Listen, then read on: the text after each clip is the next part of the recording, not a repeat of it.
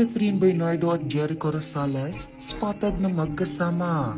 Nagba-viral ngayon ang post ng isang netizen na masayang ifinlex ang mga larawan nila kasamang mga kilalang personalidad na sina Catherine Bernardo at Jericho Rosales.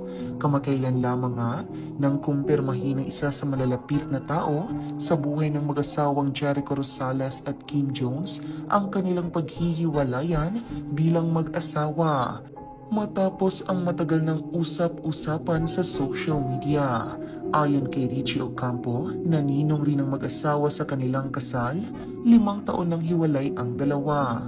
Ngunit nananatili pa ring magkaibigan ang mga ito sa likod ng kanilang breakup noong 2019. Ayon pa kay Richie, parehong desisyon ni Jericho at Kim na maghiwalay. Hindi naman sinabi ni Richie ang rason ng paghihiwalayan ng mga ito. Samantala, agad namang inula ng iba't ibang reaksyon at komento ang viral Facebook post ng isang netizen na kung saan ibinahagi nitong naispata nilang magkasama ang aktor at aktres na sina Catherine Bernardo at Jericho Rosales na ayon sa uploader ay nakasabay nilang mag-jogging. Hindi nito sinabi ang lugar at kung kailan ito naganap. Ayon sa caption, "Post ko na din sa wall ko para may remembrance. Kasabay lang namin mag-jogging sila Catherine Bernardo and Jericho Rosales. Huwag nang mag-showbiz question kasi di ko din alam ang sagot." Agad ngang inintriga ng netizens ang mga larawang ito na kung saan ang ilan ay tila binigyan kaagad ito ng mali siya. May ilan namang hindi napigilang kiligin. "I think this is a great start for them. Mukhang bagay naman sila. If it's a movie, I would love to see them together. But if it's for real, I might not love to see that. For me, it would be best if they just stay as workmates, not lovers." Baka ito ang dahilan ng hiwalayan. Char!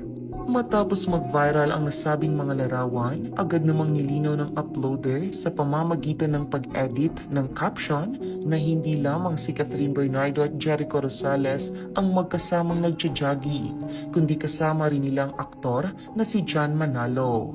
Edit, may iba silang kasama, si John Manalo pala, sorry na.